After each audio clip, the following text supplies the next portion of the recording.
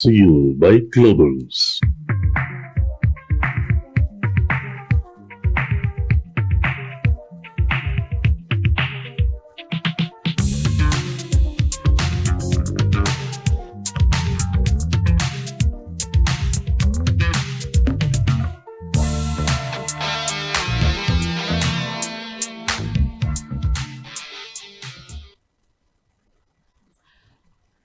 Tard que jamais, nous sommes encore là aujourd'hui, mercredi 14 janvier 2026 déjà, 14 jours au compteur de ce premier mois de l'année 2026. Alors dans le cadre bien sûr du regard sur le monde de cette production de Globals, nous nous intéressons à un sujet d'actualité, une actualité que beaucoup de personnes évitent.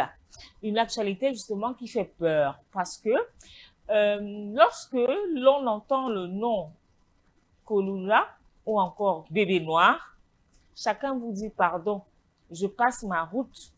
Je ne veux pas de ces enfants chez moi à Brazzaville ou à Pointe-Noire, que ce soit encore du côté bien sûr de Kinshasa.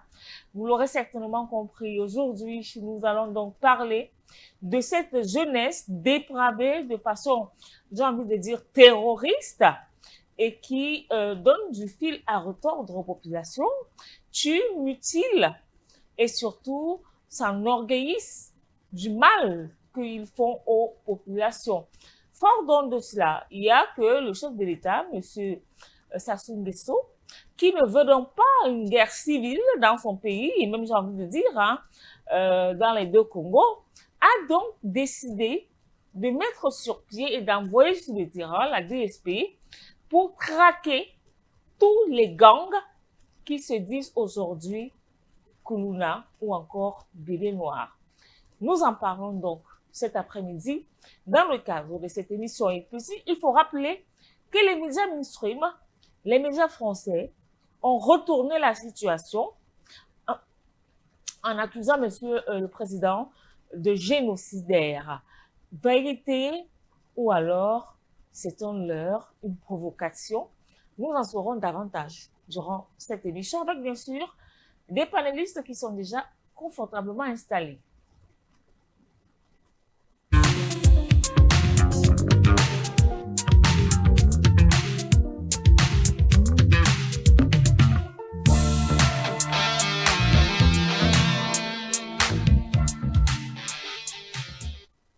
Et donc, pour en parler, il est déjà là, monsieur Arnaud Desvalais, qui est là, en notre compagnie. Bonsoir et merci encore. Nous vous avons très occupés, mais vous trouvez quand même toujours une petite minute à nous consacrer dans le cadre du regard sur le monde. Bonsoir. Oui, bonsoir à vous, Linda. C'est un peu froid à Moscou, mais voilà. Alors, nous avons deux autres panélistes qui sont là. Il s'agit bien sûr de monsieur Roland. Roland, bonsoir. Roland Coude, bonsoir. Ouvrez votre micro. Bonsoir, Mehdi. Bonsoir, Delamio. D'accord. Alors, est-ce que Dr Gaudi nous a déjà rejoint? Est-ce que Dr Gaudi est avec nous?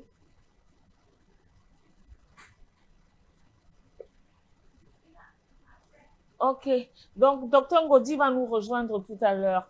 Alors, avant d'ouvrir le débat, j'aimerais vous inviter, à vous qui êtes déjà présents, à écouter ce reportage réalisé par les camarades de Brazzaville. Ces trois individus appartenant au gang Las Vegas sèment la terreur à Mikalo 2 dans le 6e arrondissement de la capitale. Soupçonnés d'avoir sauvagement agressé cette dame, dont les images insoutenables font le tour des réseaux sociaux, ils avouent les faits. Cette nuit-là, nous sommes allés à Mikalo pour venger les blessures infligées à un membre de notre écurie. Les auteurs étaient introuvables. En rentrant, nous avons rencontré les deux dames. La maman opposait de résistance. Nous étions obligés de la blesser pour prendre les sacs et téléphones. Dans la nuit du 13 mai, Marie-Claire et sa fille enceinte sont tombées dans une embuscade alors qu'elles se rendaient à l'hôpital. Devant elles, 4 malfrats avec des armes blanches, animés d'une cruauté inouïe. Face au refus de coopérer de Marie-Claire, ces bandits lui ont asséné une dizaine de coups de machette, la blessant grièvement, avant de partir avec 2 sacs à main contenant environ 600 000 francs CFA et 2 téléphones. Dès lors, les forces de l'ordre étaient sur leur piste. Les investigations menées à la suite de l'enquête qui a été ouverte a permis donc au service de police d'interpeller 3 individus qui avaient donc participé à ces faits. Les 3 individus que vous voyez présentement, une procédure est en cours de rédaction pour que ces 3 individus soient présentés à Monsieur le procureur de la République afin que la loi soit appliquée dans toute sa rigueur. C'est pour les faits de vol qualifié, coups et blessures volontaires et association de malfaiteurs. Des perquisitions menées à leur domicile ont abouti à la saisie de ces kilos de chanvre indien et de ces machettes. Les enquêteurs poursuivent des investigations pour identifier et interpeller les 2 autres complices en fuite. Ces présumés auteurs du crime risquent entre 5 et 15 ans de servitude pénale. Alors là, je voudrais m'adresser aux médias français. Quand vous voyez ce genre d'image, des personnes mutilées, une maman assénée de plusieurs coups de machette, alors qu'est-ce qu'il faut faire? Faut-il applaudir ou alors galvaniser ce genre d'attitude du côté du Congo-Brazzaville? C'est la grosse interrogation. Pourquoi aujourd'hui traiter celui qui veut la paix et surtout la lucidité, le traiter de génocidaire? Alors cette première question, je vous la pose à vous, Monsieur Arnaud. Vous avez certainement eu vent de cette information, ces accusations factices sur la personne du président Denis Sassou Nguesso, que l'on l'aime ou pas, au moins sur ce coup-là, l'on pense également qu'il est sur le bon coup. Réduire au maximum la violence de ces jeunes bébés noirs. Oui, ben écoutez, c'est une tactique éprouvée, classique de la part de pays comme la France. On se demande d'ailleurs quel est leur intérêt à commenter sur l'actualité judiciaire du Congo-Brazzaville. Après tout, c'est un pays souverain, c'est pas un pays voisin. On a du mal à comprendre exactement quel est l'agenda poursuivi par les médias francophones. On peut penser que les médias anglophones vont probablement leur emboîter le pas puisqu'ils travaillent tous ensemble. Mais encore une fois, l'accusation de génocide, c'est très grave. Un génocide, si on s'en tient à l'article 8 au sein du statut de la Cour pénale internationale, ça a des connotations de catégorisation de personnes avec une entreprise bien calculée, bien pensée, déprivant les personnes en question, la catégorie de personnes en question, de tous les moyens nécessaires pour perpétuer leur existence, voire le jour. Donc, votre reportage faisait état de chefs de prévention typiques d'un code pénal ordinaire en temps normal, à savoir vol qualifié et association de malfaiteurs. Je ne vois vraiment pas en quoi ce genre d'épisode permet à les médias subventionnés par l'État français, c'est certain, de faire état de génocide. Si ce n'est pour un agenda géopolitique qui viserait à déstabiliser le pouvoir en place et remettre en cause sa souveraineté essentiellement. Merci beaucoup pour cette première prise de parole. Dr Ngodi également nous a rejoint. Bonsoir, Dr Ngodi, et bienvenue sur les antennes de Globos. Voilà. Alors, j'espère que vous avez quand même suivi un bout de cet élément qui a été réalisé par les camarades de Brazzaville, des jeunes qui ont donc pris sur eux d'assassiner, on va le dire ainsi, de molester et surtout de faire peur à une dame et à sa fille qui se rendaient donc à l'hôpital. Et je tiens à rappeler que sa fille était enceinte, mais ça n'a pas empêché à ces bébés noirs de les asséner de plusieurs coups de machette et de partir avec la somme de 600 000 francs CFA. On les appelle des bébés noirs. Et aujourd'hui, ils semblent déjà avoir des avocats. Moi, j'ai envie de dire, ce sont des avocats de la terreur, des avocats du mal. Ce sont les médias mainstream, les médias français, qui n'ont qu'une seule idée derrière la tête. Même lorsque vous ne voulez plus d'un chef d'État, Dieu seul sait pour quelle raison, à quoi ça sert d'encourager justement ce genre d'attitude en disant que le fait que la DSP soit en train de traquer justement tous ces gangs fait automatiquement le chef de l'État un génocidaire.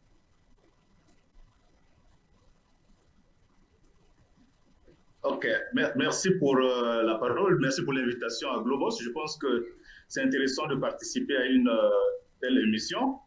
C'est bien dommage, ce sont des vies humaines qu'on perd, c'est bien dommage que quand il y a cas d'assassinat, de meurtre, c'est toujours dommage. Mais ce qu'il faut peut-être dire, parce que certainement, c'est relativiser un peu les choses, pour montrer un peu que le phénomène aujourd'hui de la criminalité ou du banditisme un peu dans nos villes, c'est pas seulement à Brazzaville ou dans les villes congolaises, mais ça c'est un peu partout en Afrique. On voit les microbes, on voit les noms qu'ils peuvent avoir ailleurs, que ce soit en RDC, au Cameroun, au Congo-Brazzaville. Mais ce qu'il faut regretter, c'est vrai que c'est une opération salvatrice qui est arrivée avec la DGST pour mettre fin un peu à ce banditisme dans les villes congolaises parce que ça prenait un peu trop d'ampleur. Mais ce qu'il faut peut-être regretter, c'est que déjà nous on l'a vu dans les médias, c'est que comme on fait de ce reportage-là, ce qu'il faut regretter sont les méthodes utilisées. Parce que dans la situation où nous sommes, la DGSP utilise des méthodes qui ne sont pas vraiment des méthodes en lien avec les droits humains. Le Congo, c'est un pays qui a ratifié un certain nombre de conventions, mais nous assistons à quoi? À des exécutions extrajudiciaires, à des gens qui sont arrêtés, torturés, en vue de tout le monde. Ça traumatise les gens pour un pays qui a connu beaucoup de conflits armés. Et c'est quand même gênant. On pouvait utiliser d'autres méthodes en lien avec la dignité humaine.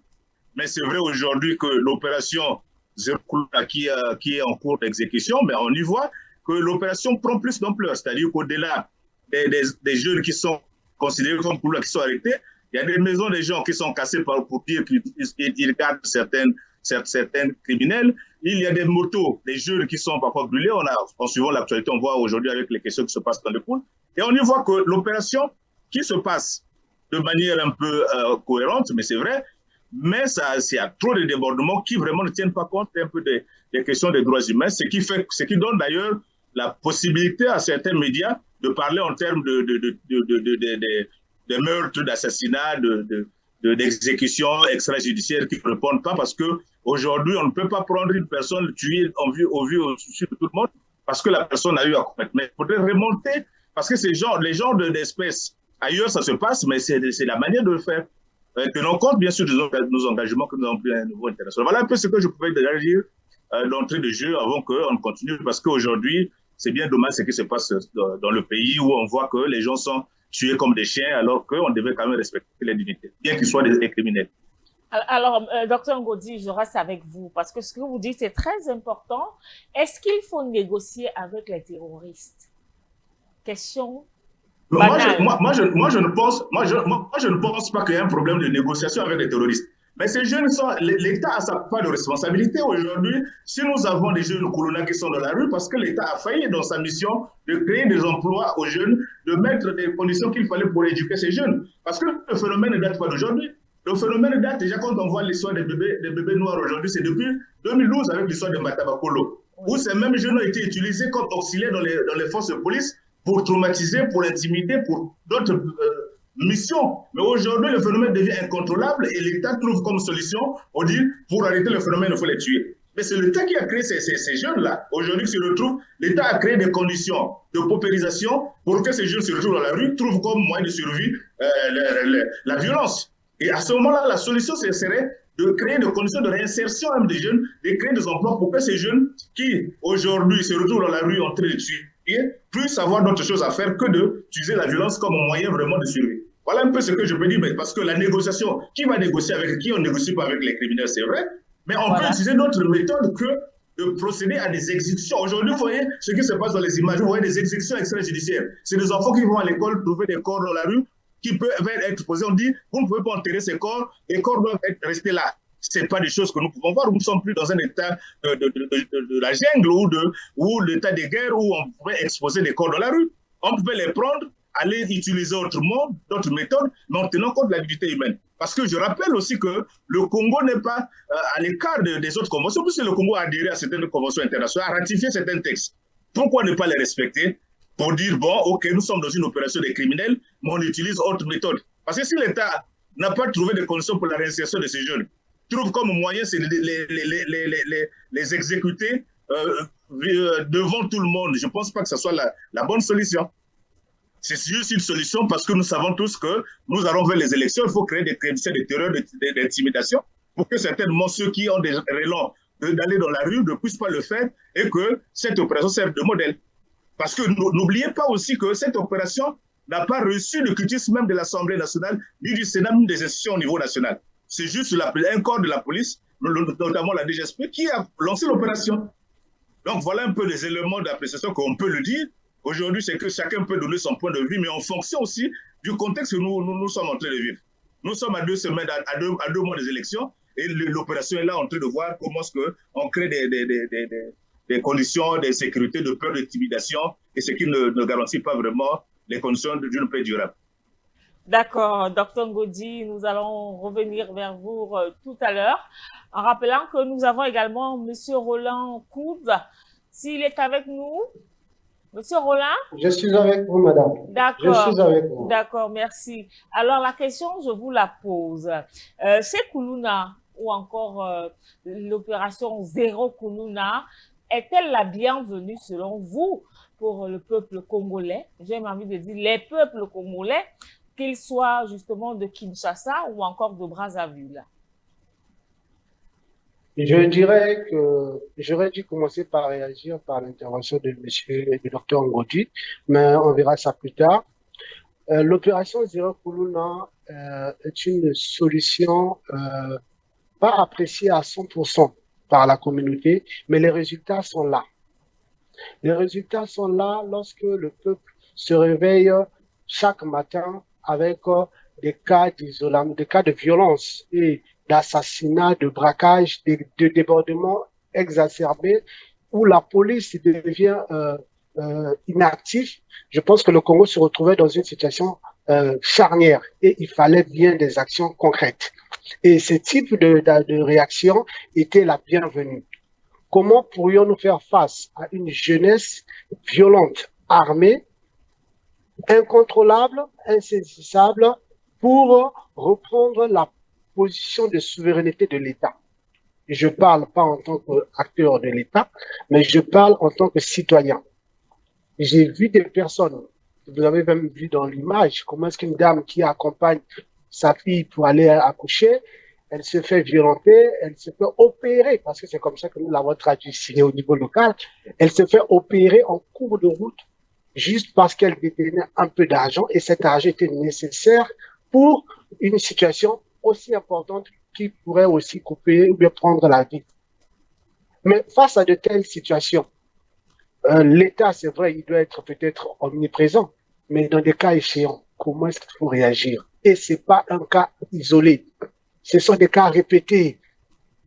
Comment pourrions-nous faire face à ce genre de situation? On a essayé avec la police, on a essayé de faire des cas de réinsertion. On a essayé plusieurs manières avant d'arriver à cette manière extrême, comme je viens de le dire. Mais cette méthode qui est extrême, qui n'a pu peut-être passer outre les appels du Sénat, du Parlement et d'autres autorités, passant directement par un décret présidentiel, était la méthode, pas la meilleure, mais la bonne pour l'instant, pour le moment. À l'entrée des élections présidentielles, nous ne pourrons pas tolérer, moi en tant que citoyen, voir qu'on ne peut pas circuler dans les rues de Brazzaville. Et cette opération a su ramener le calme et la solution qu'il fallait. Aujourd'hui, vous consulterez n'importe qui de la ville de Brazzaville, la circulation a repris son cours, la vie a repris son cours, l'espoir renaît. Et cette opération, vu que la plupart des grands bébés noirs qui étaient dans les villes se sont déployés dans d'autres départements, c'est normal qu'elle s'exporte dans les départements. Donc, pour moi, l'opération Zéro Koulouna est une réussite. C'est plutôt la finalité. Quelles sont les perspectives que nous devons mettre en place pour calmer la situation de façon définitive et qu'on ne reprenne plus, on ne revienne plus dans ce genre d'occasion. Voilà ma position en tant que citoyen congolais et jeune visionnaire aussi. Merci. Est-ce que M. Arnaud est toujours en notre compagnie? Oui, oui, absolument. D'accord. Alors, vous avez écouté notamment les Congolais qui s'expriment sur l'opération Zéro Koulouna, même si pour le docteur Ngodi, c'est extrême, c'est de l'extrême, et que le chef de l'État devrait quand même y aller de main vraiment douce. Sauf que ces brigands, on va les appeler ainsi, n'ont pas pitié. On dit ils ont le sang à l'œil. Ils voient une femme enceinte avec un ventre, mais ils ne s'en empêchent justement de lui ouvrir le ventre d'une façon barbare, ouvrir le ventre d'une femme enceinte. Et quand sa maman veut justement s'y opposer, elle est remerciée par plusieurs coups de machette. Et il faut rappeler que ces brigands utilisent des armes blanches, parfois qui ne sont même pas stérilisées. Donc Dieu seul sait ce que ces derniers laissent comme maladie sur leur cible. Alors finalement, c'est une bonne solution, aller en guerre contre ces Koulouna, même si de l'autre côté, il y a des SPI qui, voilà, on dira, viennent d'une façon brutale, mais en fait, on rembourse au chat ce que le chat a livré au chat. Oui, alors, il faut commencer par le début, je dirais. Le président en exercice, alors déjà, il y a un contexte d'élections présidentielles qui auront lieu dans 2 mois. Il est difficile d'imaginer qu'une élection de cette ampleur puisse se dérouler sans anicroche si la population est effrayée de quitter leur domicile pour se rendre au bureau de vote. Et c'est intéressant de voir que c'est dans un contexte du calendrier électoral suspensionné que ces violences semblent avoir été déclenchées. Par qui sont-elles instrumentalisées? Qui les finance? Et partant de là, quels sont les agendas derrière cette bouffée de violence?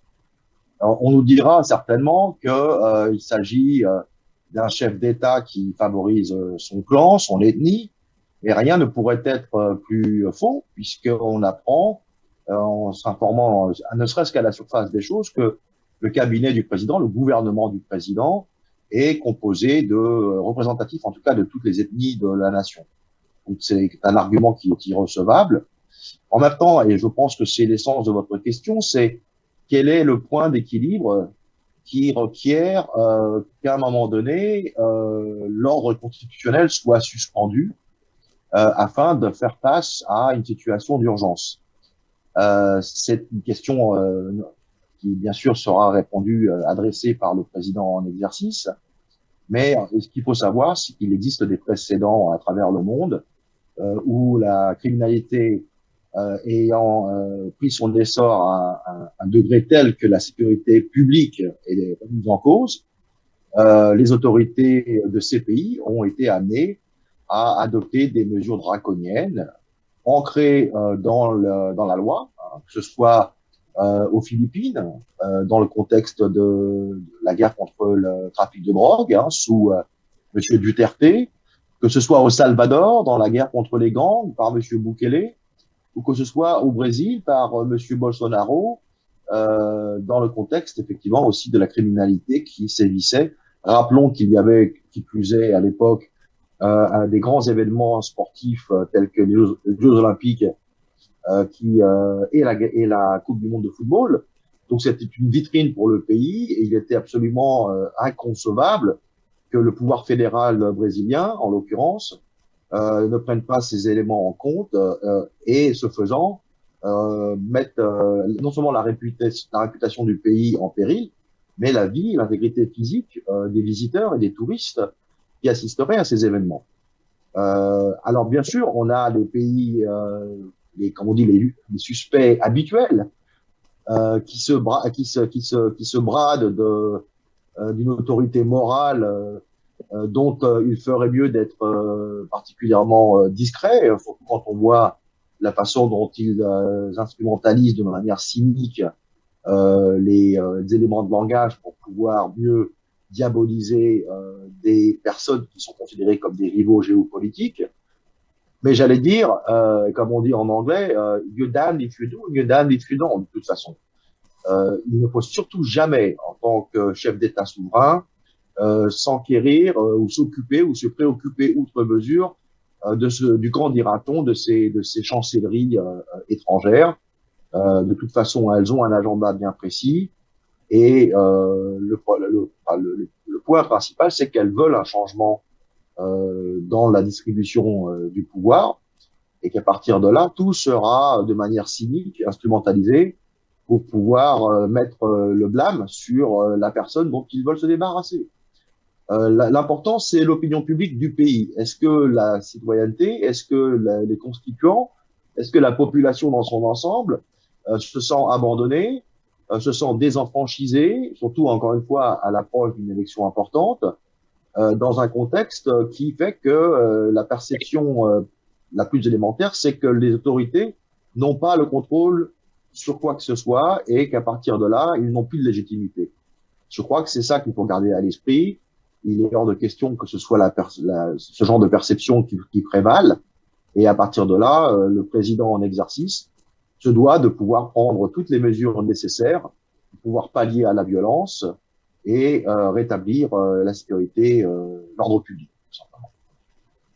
D'accord, merci à vous, Monsieur Arnaud. Docteur Ngodi, je reviens à vous. Je comprends effectivement votre envie d'être partial dans cette histoire, j'ai envie de dire, d'incompréhension qui existerait entre les Kuluna et le gouvernement, justement, parce que nous le dirons jamais assez.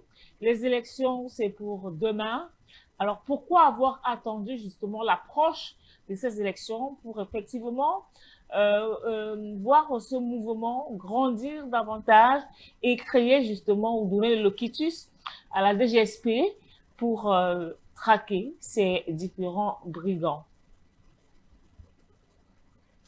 Ok, moi je pense que peut-être que c'est aujourd'hui qu'on essaie un peu d'en parler.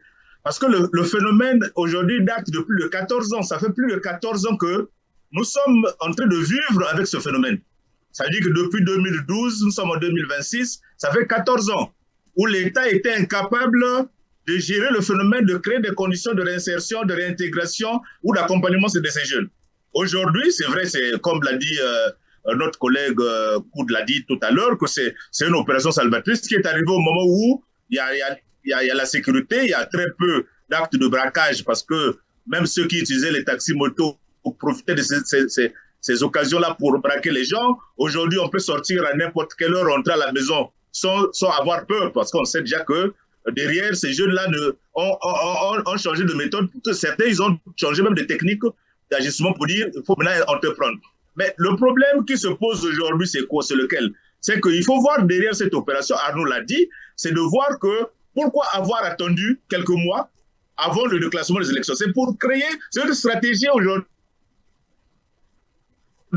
Nous sommes dans un pays où il faut créer la stratégie de la peur, de la terreur, de l'intimidation pour que les gens se disent « Ah, il y a déjà de la violence, on va rester, on peut rien faire ». Aujourd'hui, nous avons des moyens. Ce ne sont pas les moyens qui manquent à l'État pour réinsérer ces jeunes-là. On a attendu parce qu'on s'est dit, en utilisant cette méthode, qui est une méthode un peu drastique, pour dire qu'on crée en nous cette peur déjà, pour dire que déjà on a vu en 2015, pendant le changement de la Constitution, ce sont les mêmes jeunes Kuluna, les mêmes jeunes qui ont été utilisés pour mater les opposants, pour mater les citoyens, pour mater les activistes.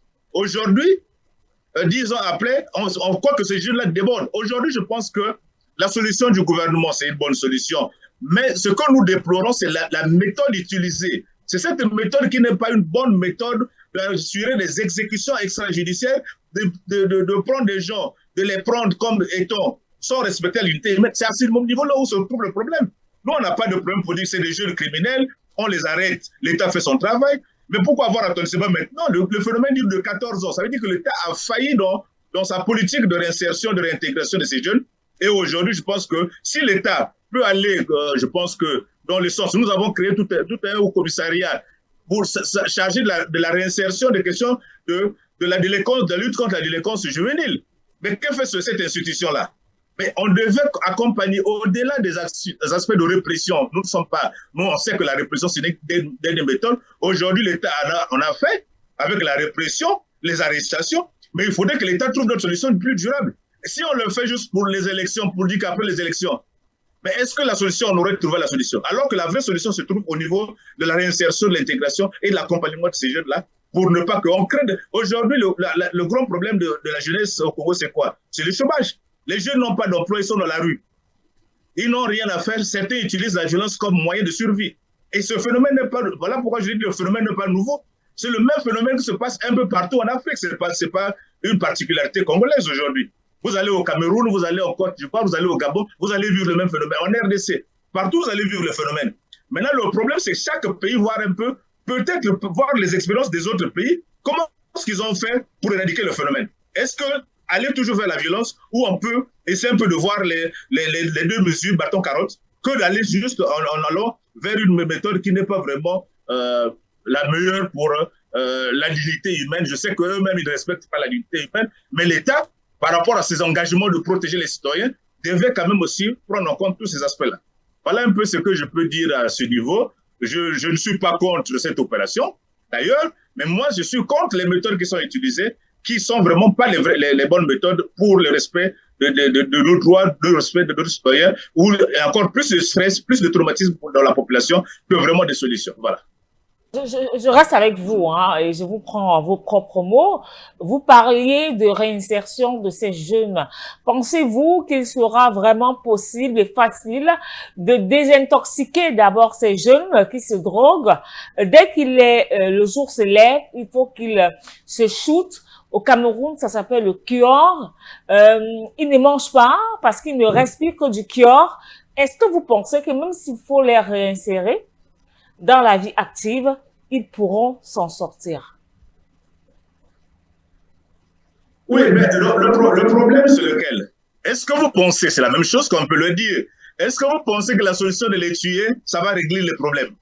Tuer quelqu'un, exécuter quelqu'un ne règle pas le problème. Aujourd'hui, je pense qu'il y a des mesures qui sont en cours. Par exemple, le fait qu'on interdit un peu la vente de tout ce qui était stupéfiant, tramadol, comme on le dit dans la rue, tout ce qui est, quand on a essayé un peu d'identifier les jeunes, les meneurs, on les a arrêtés. Aujourd'hui, on peut aller au-delà, parce que c'est un problème d'éducation. Nous avons toute une institution qui s'occupe de l'éducation civique. Il faut éduquer les jeunes.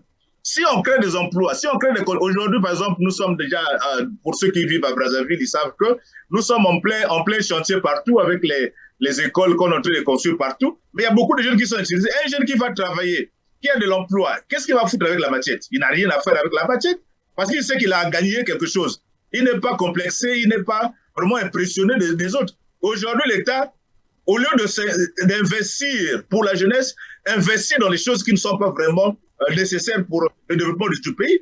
Aujourd'hui, nous avons des jeunes qui sont dans le chômage. Il n'y a pas d'emploi. Ils sont dans la rue, ils sont là exposés à eux-mêmes. Je pense que comme j'insiste sur la réinsertion, c'est le fait que malgré que ça soit une génération sacrifiée, perdue, on peut toujours récupérer ces jeunes-là.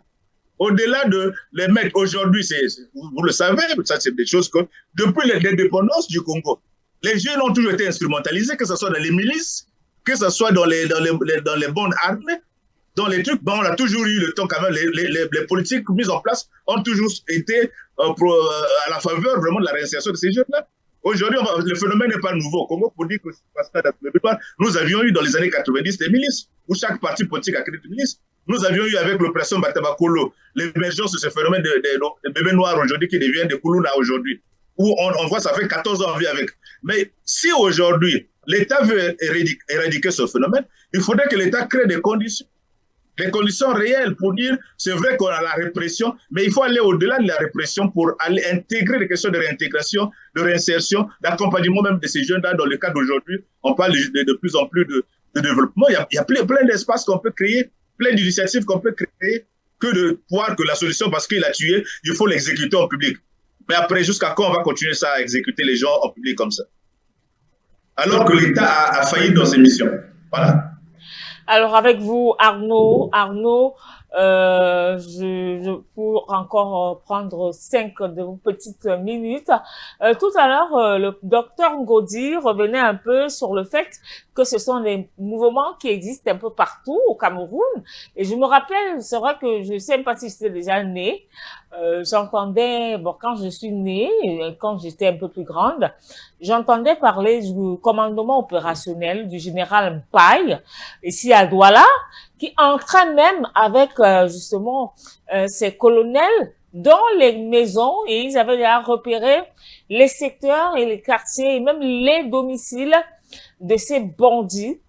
Et très souvent, avec lui, ça ne blaguait pas. Dès qu'il vous prend là, vous partez, votre famille fait votre deuil. Parce que vous n'allez plus jamais ressortir pour encore aller faire du mal aux uns et aux autres. Ça s'appelait le commandement opérationnel. Si ça avait été le cas, par exemple, du côté de Brazzaville, pensez-vous, là je m'adresse à Dr Ngondi qui vient à me répondre, mais la question je vous la pose, hein, Arnaud, vous imaginez un peu la rudeur avec laquelle effectivement le général Mpaye menait justement ses actions. Il n'avait pas le temps de torturer, c'est-à-dire il vient, votre fils est peut-être couché dans la chambre, on va dans la chambre, on le prend dans la voiture et c'est au revoir. C'est le deuil dans les familles. Oh, il est parti, ils l'ont pris. Mais chose bizarre, la famille ne dit pas que c'est parce que leur fils appartenait à de mauvais gangs. C'est par exemple le cas qui se passe au Congo aujourd'hui. Les familles qui soutiennent effectivement ce que leurs enfants font. Oui, c'est vous posez la question. C'est très délicat. C'est une opération vraiment, il faut être très balancé. Mon collègue un peu plus tôt a émis des arguments qui doivent être pris en compte. C'est-à-dire que autant l'État doit faire preuve de la violence légitime dont il est titulaire, et certainement s'en prendre aux leaders, aux têtes pensantes, à ceux qui sont les meneurs, si je puis dire, et faire preuve d'une fermeté exemplaire, autant il s'agit aussi de respecter les droits de la défense, c'est-à-dire que on ne peut pas effectivement se livrer à des exécutions extrajudiciaires. Pour ça, il faut que le judiciaire travaille main dans la main avec les forces de l'ordre. Les forces de l'ordre sont là pour interpeller, mais il faut qu'il y ait après un débat apaisé. Si les condamnations sont prononcées, si les faits sont avérés dans le cadre d'un débat contradictoire, les preuves établissent à travers de témoins, d'autopsies, de rapports d'experts, que telle ou telle mise en cause est bien responsable des actes qui lui sont imputés, alors la justice doit passer. Ça doit être aussi quelque chose que, n'oublions pas, le droit des victimes aussi est d'être indemnisé. C'est ça aussi le challenge. Nous, je sais qu'en France, le droit des victimes est pratiquement non existant. On est dans une société en France, pour donner un titre de comparaison, où l'idéologie ambiante depuis les années 70 consiste à mettre la société au banc des accusés. C'est la société qui crée en fait les réactions des mises en cause eu égard à tout un tas de facteurs, tantôt familial, tantôt social. Mais il y a des gens qui vivent chichement et qui pourtant ne participent pas à la délinquance. Donc c'est quelque chose pour moi qui est irrecevable. Et comment vous allez rendre ensuite justice aux familles qui sont endeuillées tantôt par la perte de leurs enfants, la perte de leurs épouses, la perte de leurs parents. Eux, ils sont condamnés à vivre avec cette absence. Donc, c'est important d'avoir toujours un système qui marche sur ses deux jambes, un système, alors j'allais pas dire répressif, mais en tout cas des forces de l'ordre qui font leur travail, qui procèdent aux interpellations, qui protègent aussi la population, ce qui veut dire qu'il peut y avoir des circonstances, pour peu qu'elles soient encadrées par des protocoles d'intervention ou à travers des caméras qui pourraient être portées par les forces de l'ordre. On pourrait s'apercevoir que la personne n'a pas obtempéré après 1, 2, 3 avertissements, ou que la personne s'est ruée sur l'officier interpellateur muni d'une arme blanche avec l'intention, si c'est pas de tuer, au moins d'infliger des dégâts sévères et substantiels sur l'intégrité physique de l'interpellateur et ou des personnes aux alentours. Partant de là, ça aussi, il faut que ce soit régimenté, codifié, et qu'il puisse y avoir effectivement du lest. Les forces de l'ordre doivent pouvoir faire leur travail sans qu'on ait l'impression de travailler avec une main attachée dans le dos. Et une fois que les interpellations ont lieu, effectivement, il doit y avoir l'état de droit doit s'appliquer. Et cela, même si on parle d'un état d'urgence. On peut avoir un état d'urgence qui consiste à déployer pour un temps limité et dans des zones particulièrement identifiées sur la base de faits avérés des forces paramilitaires pour épauler la police. Mais quand cela en vient ensuite à la phase judiciaire, l'état de droit doit se réaffirmer avec toutes les garanties nécessaires, accès à un avocat, accès à la famille, accès à un médecin si nécessaire, et surtout principe du contradictoire, principe de la confidentialité entre les échanges entre l'avocat de la défense et le mis en cause. C'est malheureusement voilà quelque chose qui ne peut pas être écarté dans ce sens où toute perception d'injustice ou d'arbitraire sera perçue comme un appel à la vengeance. Et c'est surtout dans cela qu'il ne faut pas que le Congo succombe. Parce qu'on a vu que lorsque les passions s'enflamment, ça peut vraiment dégénérer. On a tous en mémoire les événements du Rwanda en printemps 94, où en l'espace de 4 mois à peine, c'est près de 800 000 personnes des deux côtés qui se sont retrouvées victimes de violences incontrôlables.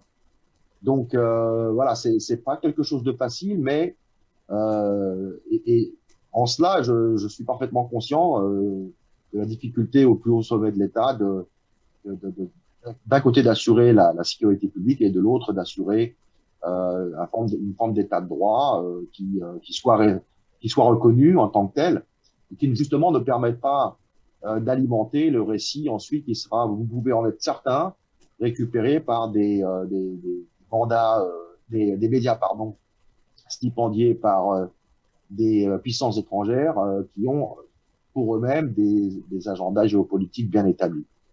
Voilà, c'est tout ce que j'ai à dire sur ce sujet. C'est quelque chose, encore une fois, moi je sais que je l'ai vu en Irak, j'ai vu comment ils ont traité le président à l'époque. Ça a mené ensuite à des années de lutte interreligieuse. Non pas qu'il y avait matière à dire que l'ancien président irakien était blanc comme neige, il l'était pas. Mais ceci étant dit, il fallait faire l'examen minutieusement, à tête reposée, de 30 ans de gouvernance, de telle sorte qu'il puisse y avoir une forme de catharsis pour les victimes. En l'exécutant à l'issue d'une procédure sur un épisode obscur se déroulant à la frontière irako-iranienne au début de la guerre entre ces deux pays, on a fait complètement l'impasse sur l'événement, la séquence des événements portant sur les exactions de masse contre les populations chiites du Sud ou la campagne de nettoyage ethnique alléguée contre la population kurde. Donc, à la fin, c'est tout le monde qui perd. C'est quelque chose qu'il faut toujours garder à l'esprit.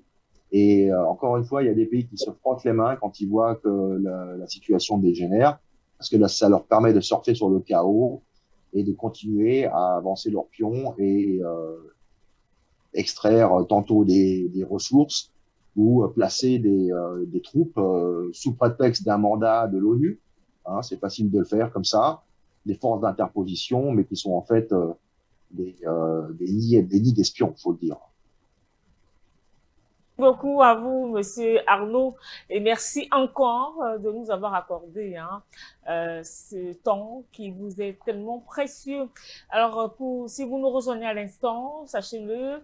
À très bientôt. À très bientôt. L'émission, c'est Regard sur le monde, diffusée donc tous les mercredis, une fois qu'il est 16h, et c'est jusqu'à 18h, une production de Globos qui vous permet alors de parler et de regarder le monde d'un regard très propre, clair et net. Dans le cadre, bien sûr, de cette édition, une petite pause en termes de reportage s'impose.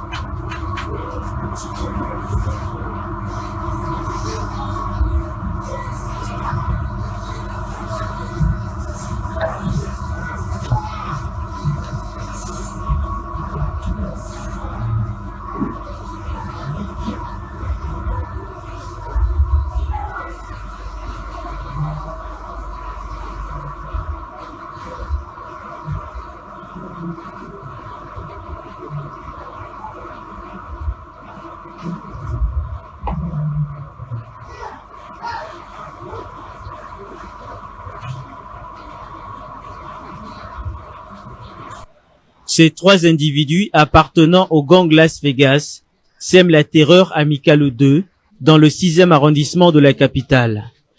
Soupçonnés d'avoir sauvagement agressé cette dame, dont les images insoutenables font le tour des réseaux sociaux, ils avouent les faits. Cette nuit-là, nous sommes allés à Mikalou pour venger les blessures infligées à un membre de notre écurie. Les auteurs étaient introuvables. En rentrant, nous avons rencontré les deux dames. La maman opposait de résistance. Nous étions obligés de la blesser pour prendre les sacs et téléphones. Dans la nuit du 13 mai, Marie-Claire et sa fille enceinte sont tombées dans une embuscade alors qu'elles se rendaient à l'hôpital. Devant elles, 4 malfrats avec des armes blanches, animés d'une cruauté inouïe. Face au refus de coopérer de Marie-Claire, ces bandits lui ont asséné une dizaine de coups de machette, la blessant grièvement, avant de partir avec 2 sacs à main contenant environ 600 000 francs CFA et 2 téléphones. Dès lors, les forces de l'ordre étaient sur leur piste. Les investigations menées à la suite de l'enquête qui a été ouverte a permis donc au service de police d'interpeller 3 individus qui avaient donc participé à ces faits. Les 3 individus que vous voyez présentement, une procédure est en cours de rédaction pour que ces 3 individus soient présentés à Monsieur le procureur de la République afin que la loi soit appliquée dans toute sa rigueur. C'est pour les faits de vol qualifié, coups et blessures volontaires et association de malfaiteurs.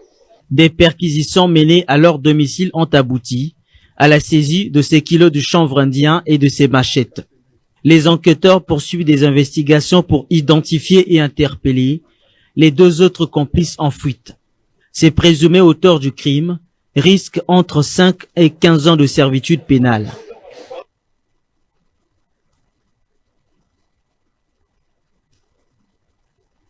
De retour sur ce plateau, après cette courte pause en termes d'image, avec effectivement la barbarie que justement le gang Kuluna opère donc depuis plusieurs semaines déjà.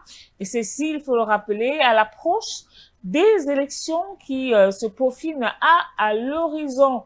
Et pour rester dans le même sillage, nous allons, dans un moment donné, aller rejoindre un autre analyste de la chose justement coloniale du côté de Brazzaville, de Kinshasa, autant pour moi, parce qu'il est en République démocratique du Congo.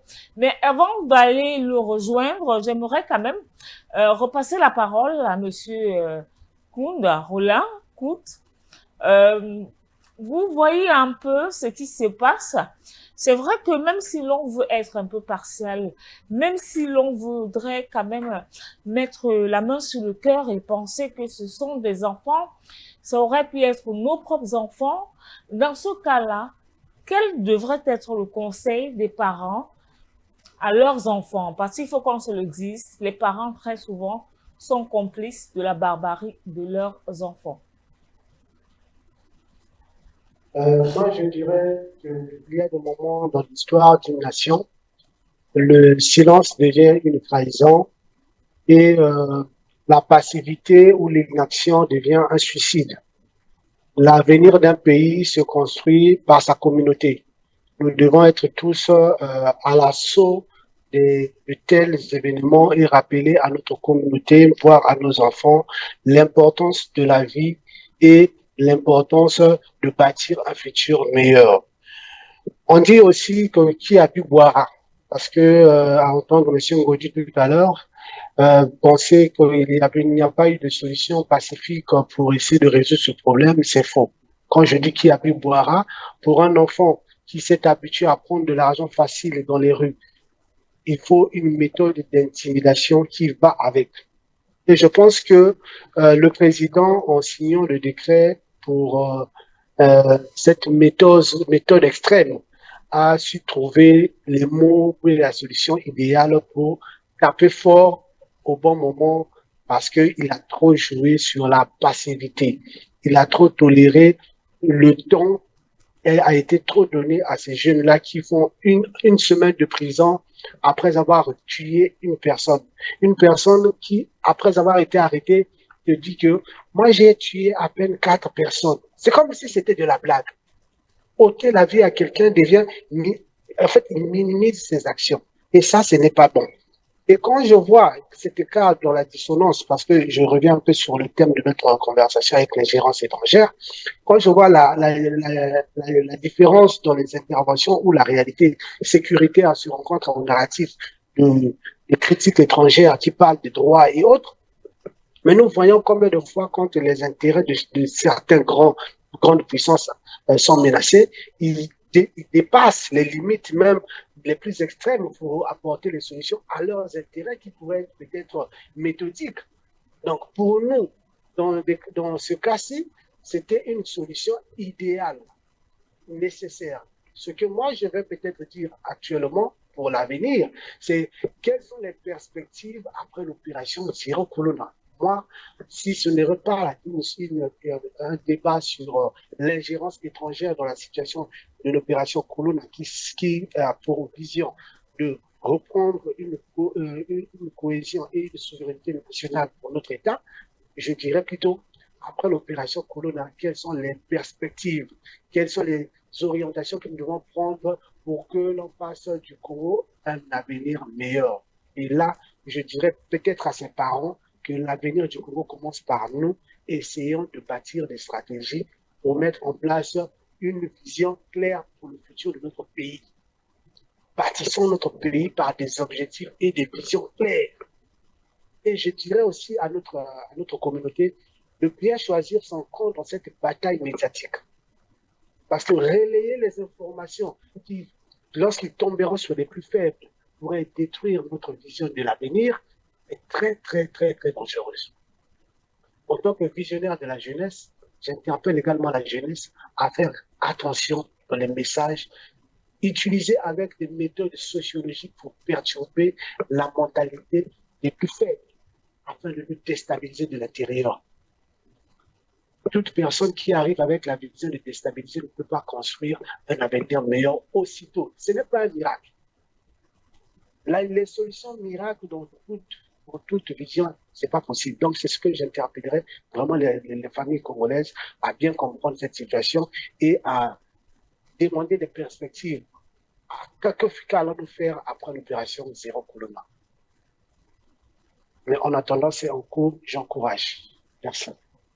Merci encore pour cette position. Docteur Ngodi, la question, je vous la pose également, hein, comment je vais dire, la part effectivement des parents dans cette affaire de Corona, parce que c'est vrai, vous l'avez dit, c'est depuis 2012, 2011, peut-être même un peu plus, que cette histoire existe. Je vous prenais encore l'exemple tout à l'heure du commandement opérationnel.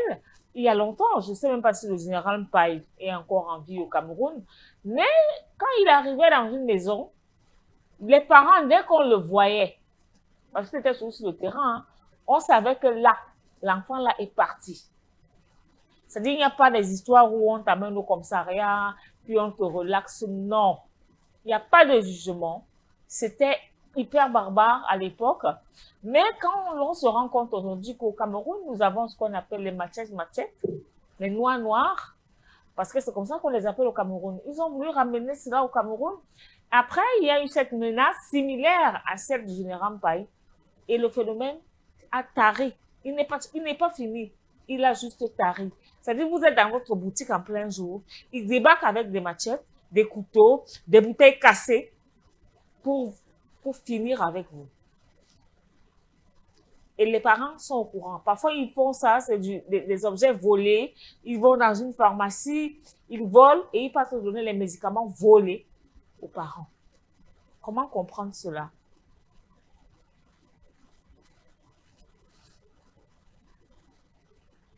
Ok, moi je pense que la responsabilité des parents est établie. Je l'ai dit tout à l'heure au début de l'émission, que les parents également ont failli à leur mission. Ce qui fait qu'aujourd'hui, dans les méthodes de la DGSP, on y voit que lorsque la DGSP arrive pour demander un peu que l'enfant soit mis à la disposition de l'opération, de la DGSP notamment, et ces parents qui parfois refusent ou cachent l'enfant, la suite est connue, il y a des destructions de maisons, on casse tout.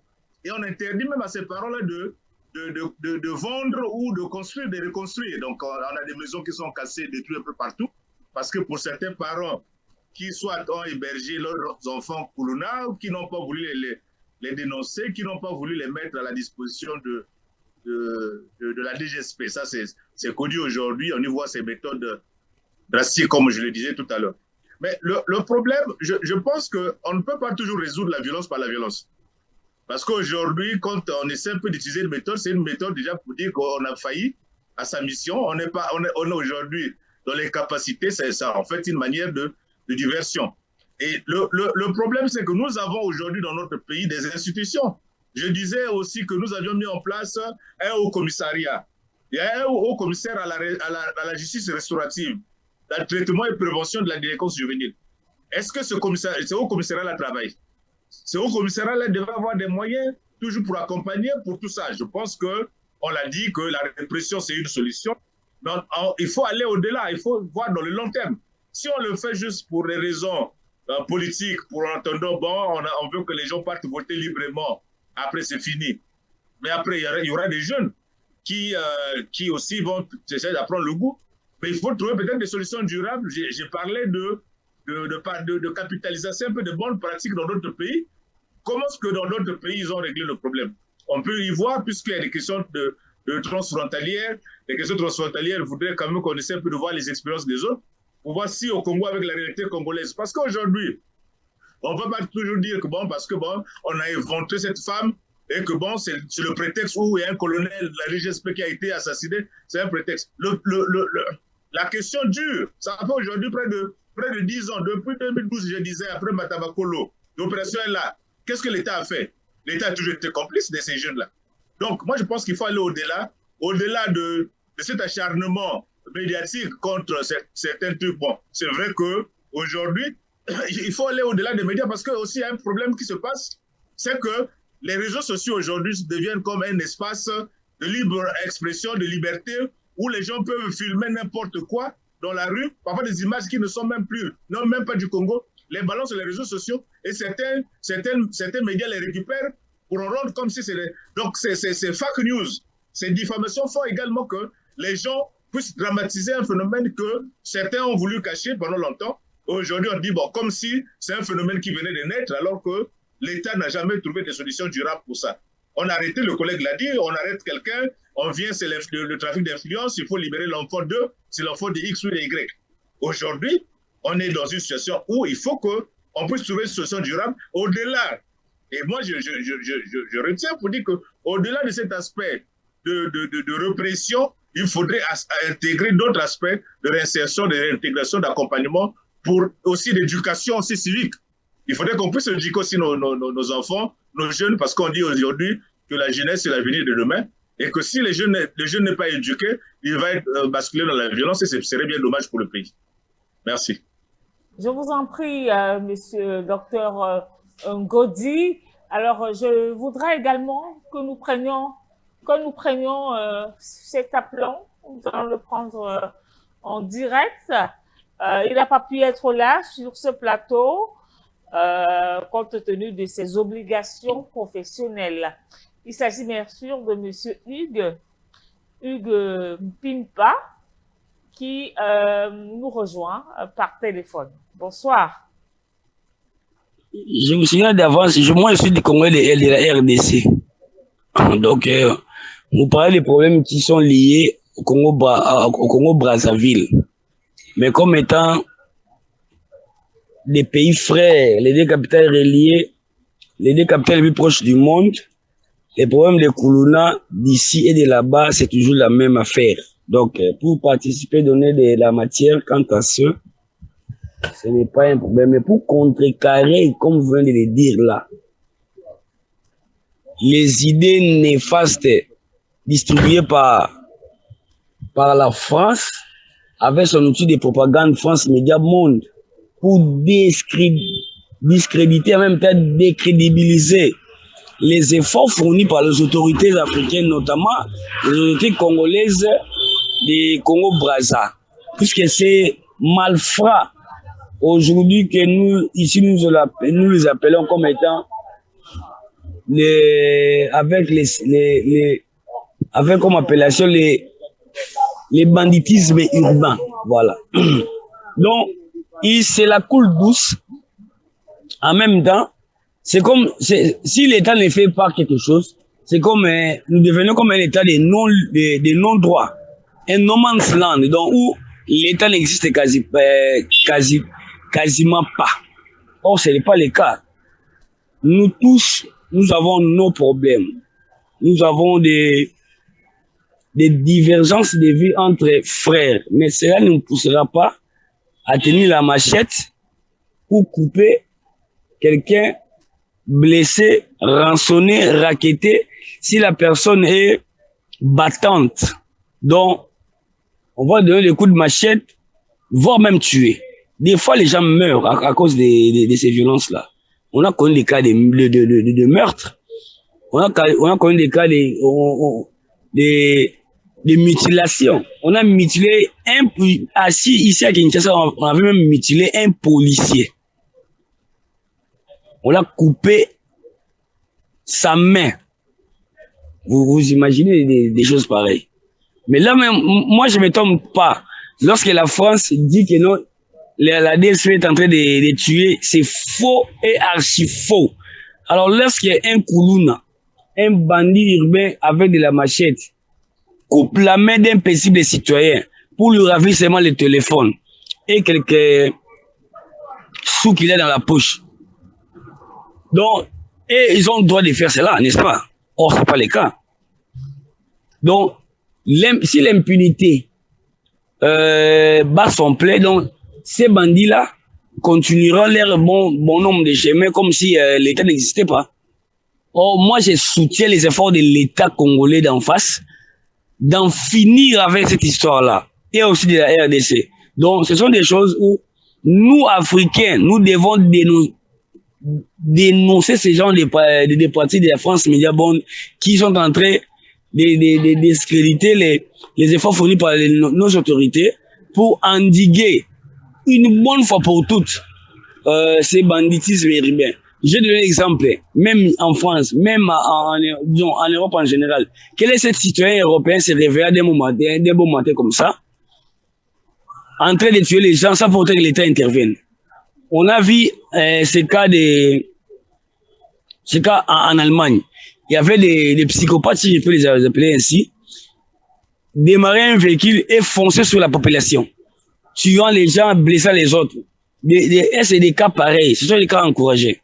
Mais lorsque ça se passe chez eux là-bas, ils appellent ces gens des psychopathes. Or, c'est faux. Ce ne sont pas que des psychopathes qui font des choses pareilles. Ce sont des cas où quelqu'un se sent peut-être lésé par quelque chose, il a pris la décision de tuer les gens. Mais chez nous, ce ne sont pas des psychopathes. Ces gens qui réfléchissent bien sont des voleurs, des criminels. Enfin, devant un criminel, au grand mot, les grands remèdes, comme on dit, devant des criminels pareils, comme sur les civils, il faut des mesures urgentes, voire même de les neutraliser. Donc, si ça dépendait que de moi, ces bandits urbains qui nous appellent le Koulouna, il faut les neutraliser pour que ces choses-là finissent une bonne fois pour toutes. Merci beaucoup pour cette participation par téléphone. Nous vous savons très occupé, Monsieur Hugues Mpimpa. Nous espérons peut-être vous avoir les prochaines fois lorsque nous reparlerons effectivement de cette situation du côté de Brazzaville. Alors, de retour sur ce plateau, je tiens à vous le rappeler, le programme c'est Regards sur le monde, une production de Globos. Et nous en profitons pour passer un bonsoir aux étudiants de l'Université Globos depuis Brazzaville. Alors, avec vous sur ce plateau, j'aimerais que nous évoquions effectivement, je ne sais pas si certains parmi vous, du moins ceux qui sont du côté de Brazza, connaissent, vous avez entendu peut-être parler du pasteur Ntoumi. C'est son nom de baptême. Par contre, le nom que ses parents lui ont donné, c'est bien sûr Frédéric Bintsamou, plus connu sur le nom pasteur Ntoumi. Alors, de quel pasteur parle-t-on? Un pasteur rebelle qui est donc à son actif une cavalerie ou encore un groupe de rebelles. Il parle d'un groupe militaire que lui il a surnommé Ninja. Un pasteur qui a un groupe que lui l'appelle Ninja. Et il est soutenu par les médias étrangers, en l'occurrence RFI, qui se fait un plaisir de le suivre partout. Les villes qu'il a visitées pour prêcher effectivement le discours haineux à l'encontre du président Denis Sassou Nguesso. Et parfois, il joue avec les mots. Il fait savoir que non, il y aura la paix du côté de Brazzaville, mais de l'autre côté, en fait, il tient un autre discours, c'est-à-dire, il est divers et ondoyant, ce pasteur-là. Et malgré tout, il draine quand même une grosse populace derrière lui. Alors, avec vous, monsieur Rollin, vous avez entendu parler de ce pasteur? Oui, le pasteur Dominique, ce n'était pas une situation qui date d'aujourd'hui. Et je me rappelle encore, entre-temps, il était même à un grade similaire au ministre chargé des réparations de séquelles de guerre. C'est un monsieur qui a fait, en fait, qui est un homme religieux et qui contrôle une zone dans le pôle avec ses miliciens, dits ex-combattants. Mais ce phénomène de M. Toumi dans l'action et le jeu perturbe vraiment la gestion. C'est comme il a déclaré, il a créé une zone de non-droit, une zone où il s'est approprié les terres dans le pool et se représente comme libre de faire les actions qu'il veut. Pour boostant même le fait de vouloir empêcher l'État dans ses actions. C'est un homme qui existe, que l'État a connu, l'État essaie de collaborer, essaie de dresser des plans pour bâtir la paix autour, si bien qu'on nous laisse vivre dans cette zone en liberté totale.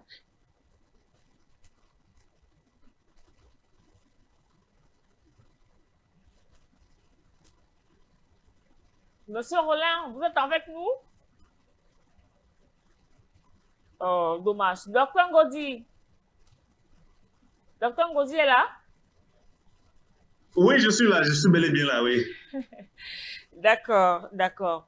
En attendant, peut-être que la connexion du côté de Brazzaville se rétablisse avec Monsieur Roland Cool. Déjà, j'ai une question quand même à poser, hein, parce que tout à l'heure, j'ai présenté le cas du pasteur Toumi, qui est très soutenu par les médias français, en l'occurrence RFI, qui le suit partout. Quand il va justement voler, on va le dire ainsi, les terres des dignitaires du Congo-Brazzaville, RFI est là, font une propagande positive. Non, il est parti, il a récupéré ses terres, mais de quelles terres parle-t-on? Et je tiens à le rappeler, ce sont les médias français qui sont derrière cette cabale médiatique. Alors la question est de savoir, la France aujourd'hui, parce que nous allons le dire, qui ne veut plus de M. Sassou, est-ce que cette France a son dauphin ou alors son candidat? Si c'est le cas, bah, que la France nous le présente, parce que les élections, c'est dans 2 mois. Okay, merci. Je pense que c'est très intéressant de revenir sur cette question parce qu'aujourd'hui, je sens que Rodley est revenu, ça c'est bien dans le tour. Et ce qu'il faut dire, c'est quoi? C'est que ce qu'il faut dire de cette histoire de Toumi, c'est qu'il y a beaucoup de non-dits, hein, parce que c'est vrai que les gens peuvent écrire, discuter, échanger. Bon, pour ceux qui connaissent le contexte local aussi peuvent avoir une idée. Je pense que si aujourd'hui RFI, c'est parce que RFI, c'est tellement la chaîne internationale qui l'offre l'opportunité de s'exprimer, puisque au niveau local, il n'y a pas de chaîne qui l'intéresse pour évoquer un peu ce qu'il lui fait, ce qu'il arrive à examiner. Mais il faut peut-être relativiser certaines choses parce que le pasteur Toumi, que vous l'aviez dit, le pasteur Toumi, Frédéric Binsamo, qui déjà a fait son apparition dans le contexte politique congolais à partir la fin des années 90, déjà en 98, lorsque le monsieur apparaît, il commence déjà avec une première guerre qu'on appellera la guerre du pôle, que lui, il va gérer cette guerre pratiquement pendant près de 3 ans, puisqu'il faudra attendre les accords de 2002 pour que déjà on puisse rétablir la paix jusqu'à ce que le monsieur sorte de la forêt en 2007, où il est nommé comme haut commissaire au niveau de la présidence chargé de la réparation des séquelles de guerre et de la prévention, la promotion de la valeur de paix. Et le monsieur est resté et a travaillé avec le pouvoir, notamment dans le cadre de l'accompagnement de la paix. Et jusqu'en 2016, où finalement il y a eu la guerre post-électorale et les accords ont été signés en 2007. Mais entre-temps, ce qui se passe aujourd'hui, c'est que depuis 2017, nous sommes en 2026 aujourd'hui, ça fait pratiquement plus de 9 ans, qu'il y a des démarches qui ont été menées, notamment dans le cadre de la réinsertion des ex-combattants. Le processus a certes démarré, mais n'a pas été finalisé. Et ce qui fait aujourd'hui que certains jeunes sont, comme on l'a vu dans le cas des bébés noirs, abandonnés à leur propre triste sort. Et donc, le pasteur Toumi, je pense que pour ceux qui ne le connaissent peut-être pas, le pasteur Toumi a passé tout ce temps-là en train de travailler pour son église. Déjà, il a eu une église, comme on dit, pasteur, révérend pasteur Toumi, il a eu une église. Et donc, tout le temps, il est là avec ses fidèles.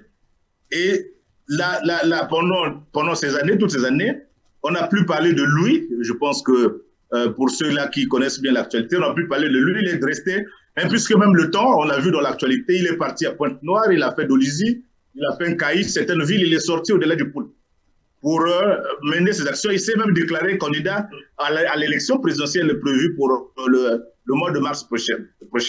Et donc, aujourd'hui, on y voit que l'actualité refait surface avec son nom, avec les incidents du 11 janvier dernier notamment sur la route nationale où déjà la DGSP a eu à brûler les motos, ça on le dit, de ces ex-combattants qu'on appelle les ninjas de Sildoulou, et ce qui aurait déclenché un mouvement d'échange de tirs, un peu ce climat de terreur, de peur qui règne encore sur cet axe-là.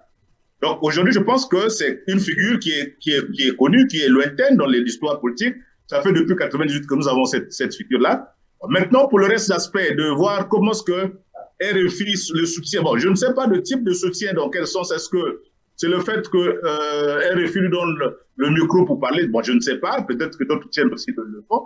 Donc, à ce niveau, j'essaie un peu de suivre ces discours parce que je l'ai rencontré personnellement à plusieurs reprises, puisque moi, il faut le dire, je suis avant tout historien, je suis chercheur, enseignant à l'Université Marine-Babi, historien. Et donc, j'ai eu le temps aussi d'aller sur le terrain, dans le pôle, dans la zone là où il travaille, voir aussi des actions, mais aussi des aspects aussi de questions de droits humains pour voir comment ça se passe sur le terrain. Et donc, je pense qu'il y a des éléments d'appréciation qu'on devait voir au-delà de cet acharnement médiatique. Merci. Alors, Monsieur Rollin, vous êtes de retour? Monsieur Rollin, est-ce que vous êtes de retour? Je suis là, vous m'entendez? D'accord, oui, je suis de retour. Je vous reçois maintenant, je vous reçois. Nous parlions du pasteur Ntoumi. D'accord. Oui, Monsieur Rollin. Vous avez entendu parler du pasteur Ntoumi?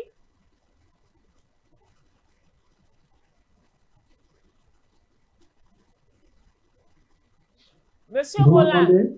Oui, je vous entends. Oui. D'accord.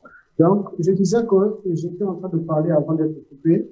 Je disais que le socle du développement économique ou de l'éducation, voire même de bâtir un avenir, ne peut pas être créé avec des zones de non-droit et des zones interdites d'accès à l'État. Pour moi, je pense que cette occasion permet à ce que l'on puisse trouver une solution durable. Une solution durable. Ce que fait les ex-combattants du pasteur Ntoumi et les limites qu'ils veulent imposer à l'État dans son devoir régalien d'établir la sécurité et un État souverain n'est pas une bonne approche. Ils doivent trouver des solutions plutôt pacifiques, tant que l'on peut en avoir, que de procéder, parce qu'actuellement, il y a une type de déclaration, tant de nos compatriotes ex-combattants, menaçant les institutions sécuritaires de l'État, du point de vue de pouvoir les déstabiliser. Et surtout, que si je n'ai pas vu l'interview où les médias France Monde soutiennent cette initiative, pour ne pas trop exagérer, mais je pense que l'opinion internationale devrait se baser sur l'intérêt d'un État de se retrouver en toute sécurité dans tout bord de son empire, de son État, comme il allait peut-être signifier. Donc, pour nous, je pense que le pasteur Ntoumi et nos institutions devraient essayer de mettre en place un dialogue, une entente, afin de trouver une solution pacifique et à long terme. Je crois que pour ses partisans, le pasteur Ntoumi doit être un visionnaire, mais pour la marche de l'État, il doit aussi voir le côté positif des choses. C'est vrai que les militaires de la DGSP étaient en train de traverser une zone où ils vivent, mais cela ne veut pas faire que la zone où ils vivent doit être une zone de non-droit. Ce n'est pas logique. Et de même point de vue, si notre État a su accepter que M. Ntoumi est dans cette zone, on doit respecter en quelque sorte son espace vital. C'est ça ce que je peux dire de manière générale. Mais quant à l'opinion internationale de pouvoir trouver des astuces pour déstabiliser de l'intérieur l'opinion nationale ou de détruire la stabilité mentale des citoyens en mettant des incitations dans leur diffusion d'informations, cela doit s'arrêter. C'est là où j'interpelle notre jeunesse à savoir transmettre l'information qu'ils reçoivent, parce qu'on ne doit pas transmettre des informations qui deviennent des désinformations, qui délégitimisent même l'intérêt de l'État. Voilà. Merci beaucoup à vous, hein, Monsieur Roland Coude. Je vais donc retourner avec vous, docteur Ngodi. C'est vrai que là, nous sommes pratiquement dans la phase de solution. Pensez-vous qu'il y a finalement la bonne solution pour mettre un terme à ces Koulouna, s'il faut les appeler ainsi?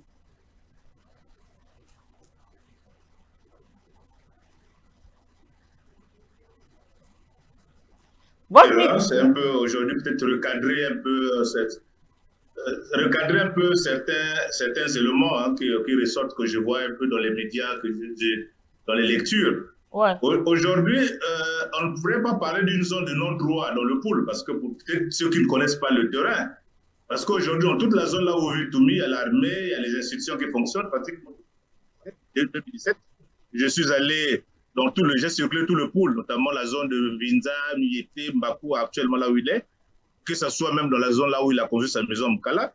On y voit qu'il n'y a pas, on n'empêche pas la police ou l'armée de circuler dans la zone. Non, il n'y a pas de zone de non-droit.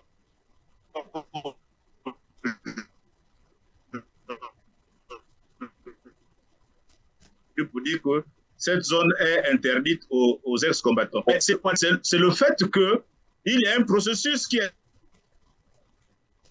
2017, notamment le processus de réinsertion et d'accompagnement des ex-combattants, qui pour certains on donne des armes et on devait les accompagner pour des micro-projets, tout ça, ce qui a été fait en partie.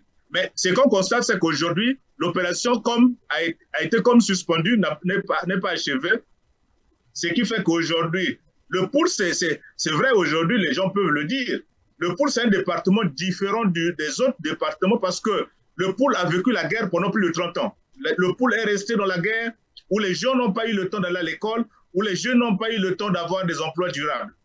Et aujourd'hui, c'est un département comme sacrifié, où la jeunesse est là, ce qui est différent dans les autres départements.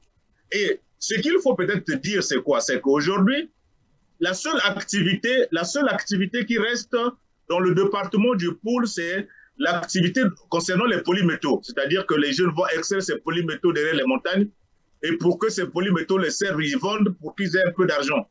Et la plupart des ex-combattants, que ce soit ce qu'on appelle aujourd'hui les ninjas ou les Ntsilulu, ils ne vivent que de ça. Et nous n'avons pas de routes dans le département. Le seul moyen de transport aujourd'hui, c'est l'utilisation des motos. Et on le sait aujourd'hui que la DGSP dans ses opérations lutte contre vraiment ces motos qui n'ont pas des papiers, des tracasseries administratives. Est-ce qu'on a eu le temps au niveau de Mindouli ou d'ailleurs d'avoir des agences pour dire il faudrait que ces motos-là qui circulent dans les villages, dans les zones reculées, puissent avoir des documents? Si ce n'est pas le cas, pourquoi ne pas avoir plus le temps de sensibiliser que de passer à l'acte directement? Une personne qui prend la moto comme moyen de transport de survie pour aller derrière les montagnes, prendre ses champs, et on arrive dans une situation où on dit, bon, puisqu'il y a une opération qui se fait à Oyo, qui se fait à Pointe-Noire ailleurs, il faut passer directement à l'acte. Moi, je pense que ça devient comme des provocations à un moment donné. Pour des jeunes qui sont dans les situations de survie totale, qui n'ont pas d'activité génératrice de revenus, en dehors des polymétaux qu'ils transportent derrière les montagnes à travers ces moyens de transport. Et je pense que l'État aussi devait prendre ses responsabilités pour dire, OK, à Mindouli, à Kikala, voilà, prenez le temps de sensibiliser les gens qui sont dans les forêts, qui ne suivent pas Internet, qui ne suivent pas les médias, qui ne suivent pas la radio. Il passe tout son temps au chantier pour aller prendre ses polymétaux. Il a quel temps pour être informé que désormais, pour avoir une moto qui circule dans la forêt, dans la brousse, il faut avoir des papiers. Et ça, c'est vraiment un élément clé qu'il faut prendre en termes d'analyse. Aujourd'hui, il ne faudrait pas également que l'État utilise un prétexte, parce que nous sommes à la veille des élections, que Toumi reste aujourd'hui Toumi. Je sais que le pasteur Toumi est dans la forêt, on ne sait pas ce qu'il fait là-bas, ce qu'il mijote là-bas. Mais aujourd'hui, on sait quand même que depuis 2017, jusqu'à nos jours, ça fait plus de 9 ans, on n'a pas entendu de coup de feu dans le pool. On n'a pas entendu Toumi empêcher quelqu'un d'aller dans ses missions, puisqu'il y a eu même des élections en 2021, les candidats sont partis. Il y a eu des élections législatives récemment, en 2022, des gens sont partis, et les gens, même à Vinza, il y a eu des élections. Donc, dans tout le pool, il y a eu des élections. Donc, moi, je pense qu'il faudrait peut-être que l'État prenne son temps, son courage de dire, nous sommes dans un processus inachevé de de réinsertion des ex-combattants, il faudrait qu'on trouve des moyens avec l'appui des partenaires internationaux, que ces partenaires puissent aider à appuyer le gouvernement pour ça, que de trouver notre prétexte. Aujourd'hui, nous avons les vrais problèmes à régler. Nous avons des vrais problèmes à régler. Parce qu'aujourd'hui, quand on fait faire une diversion, il y a des vrais problèmes qu'il faut régler. Parce que tout le monde ne sert aujourd'hui que de prétexte. Parce qu'aujourd'hui, quand on voit, il y a des jeunes qui sont dans la crise, qui n'ont pas de moyens, qui se débrouillent avec leur manière. Bon, on vient, bon, il faut empêcher les gens. Aujourd'hui, on voit ce qui se passe. C'est toute une insécurité dans la route, sur la route nationale. Les gens ne peuvent plus circuler et ça pose un problème.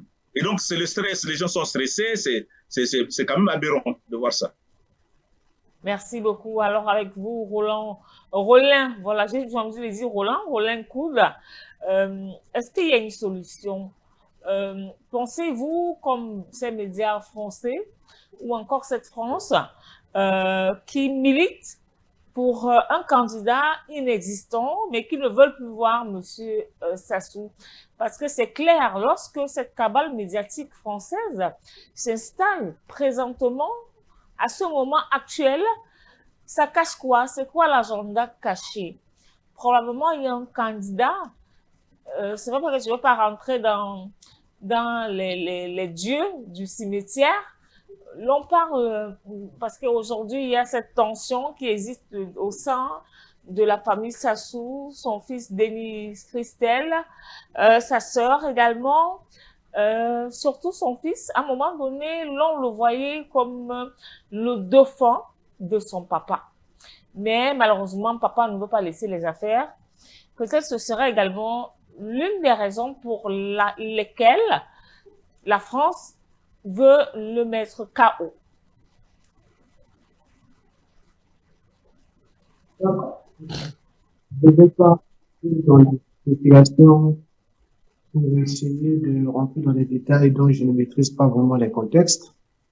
Je prendrai plutôt à raison les orientations de M. Gaudi, qui, dans ses propos, explique comment est-ce que je peux recevoir l'information venant de lui, que si dans chaque zone, chaque département du Congo, on se sent insatisfait, on peut essayer de s'approprier certaines matières pour essayer de déclarer que non, on est insatisfait, exploiter ces matières, bien parce qu'on n'a pas de route, on doit essayer de créer notre propre liberté commerciale ou bien notre survie pour résister aux difficultés financières ou à un manque d'emploi de notre communauté, de notre cité.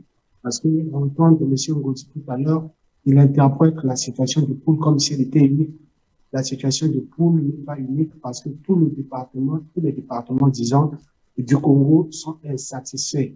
Et je parlerai par exemple du département Congo-Bangui ou peut-être, comment on appelle ça, Kuala, qui n'ont pas aussi de route.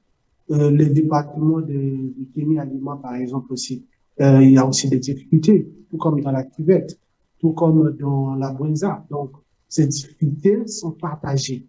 Et on ne doit pas se faire parce que nous devons être prioritaires par rapport à ces difficultés et se dire que bon, nous allons essayer de créer notre propre liberté. Ça, c'est pas bon. J'ai juste essayé de prendre un peu de cours dans cette partie avec M. Rodi. Mais sinon, pour notre avenir et avec toutes les spéculations qui circulent entre la France, la famille du président et autres, je pense que il y a beaucoup de choses dont nous ne maîtrisons pas. Et les détails doivent être encore bien scrutés pour donner des réponses bien concrètes à la population et à toute personne qui nous écoute. On doit éviter de s'y mettre aussi dans la spéculation pour dire que ceci, cela. Tout ce que nous avons vu de loin actuellement, c'est que lors du congrès, il y a eu beaucoup de spéculation pour l'ingérence étrangère. Nous voyons bien qu'il y a beaucoup de mauvaises interprétations de la situation des zéro colonna et de l'appréciation de la personnalité du président Sassou. Donc, je ne juge certainement pas, mais d'autres demandent certaines rigueurs aussi pour construire un avenir meilleur pour notre génération. Parce qu'il y a beaucoup de promesses pour la jeunesse. Beaucoup de promesses pour la jeunesse, mais qui ne se concrétisent pas. Qu'est-ce qu'il faut faire pour essayer de s'en sortir? Moi, je passe plutôt sur des perspectives Et là, je suis d'accord avec le docteur Rodi pour dire que non, nous avons besoin de perspectives. Qu'est-ce que nous pouvons faire pour essayer d'éradiquer définitivement des violences ou des rébellions dans notre État? Le grand problème ici, c'est la réponse à l'employabilité, la réponse à la survie quotidienne des citoyens. Nous parlons toujours, je vais commencer à donner quand même une perspective, madame. Nous parlons souvent du Congo comme pays de transit. Congo, pays de transit, beaucoup de choses transitent par notre pays. Mais avons déjà pensé comment est-ce que cette position pourrait être une valeur ajoutée pour nous? Et invitons notre jeunesse à des dialogues et à des implications sur des sujets bien concrets et à des solutions à long terme que de pouvoir penser à des choses qui nous font encore mal. C'est vrai que la solution zéro commun a fait mal, mais elle a quand même su établir l'ordre de l'État et la souveraineté. J'ai parlé un peu de gauche à droite et je n'ai pas voulu rentrer dans la spéculation des questions dont vous m'avez posées, dont je n'ai pas de réponse concrète, dont je n'ai pas les détails qu'il faut, mais les choses se disent. Voilà. Merci beaucoup, Monsieur Rollin Coude. Alors, avec vous, Dr Ngodi, une dernière pour la route. En termes, c'est vrai que vous avez parlé du développement, le sous-développement qui semblerait être l'une des origines de la barbarie ou encore de la violence juvénile du côté, bien sûr, de Brazzaville, puisque nous parlons du Congo au Brazzaville. Autre piste de sortie? Ok, là, je pense que la piste de sortie aujourd'hui, c'est créer vraiment le cadre de la politique nationale de la jeunesse, que vraiment qu'il y ait des mesures, qu'on prenne des mesures pour que les jeunes puissent avoir de l'emploi, pour que les jeunes puissent investir dans le leadership, dans beaucoup de choses, parce qu'aujourd'hui, la jeunesse, c'est l'avenir de demain. Que de faire que la jeunesse soit utilisée, notamment comme des jeunes, comment on appelle ça, des jeunes à talakou politique pour appuyer les politiques qui sont là. Mais il faudrait que les jeunes puissent vraiment avoir des moyens pour entreprendre. Il faudrait que les jeunes puissent notamment être formés, que l'État puisse les accompagner. Ça, je pense que c'est un aspect aussi très intéressant parce que le plus grand problème aujourd'hui du Congo, c'est le problème du chômage et du manque d'emploi.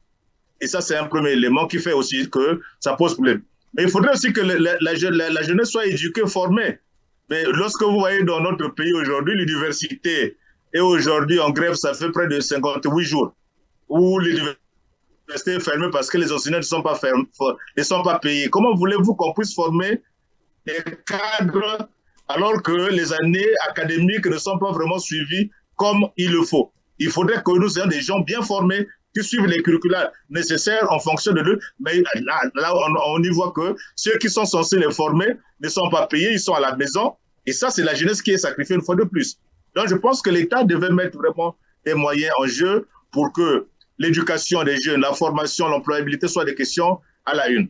Mais autre aspect aussi aujourd'hui, c'est que nous sommes dans une situation où les réseaux sociaux, les médias sociaux ont pris de l'ampleur, ce qui fait qu'aujourd'hui, les jeunes qui n'ont comme distraction que sur les réseaux sociaux publiés des fake news font que certaines choses ne sont pas connues. Et puisque les jeunes ne lisent pas, n'ont pas le temps de lire, et ce qui fait que les gens racontent n'importe quoi.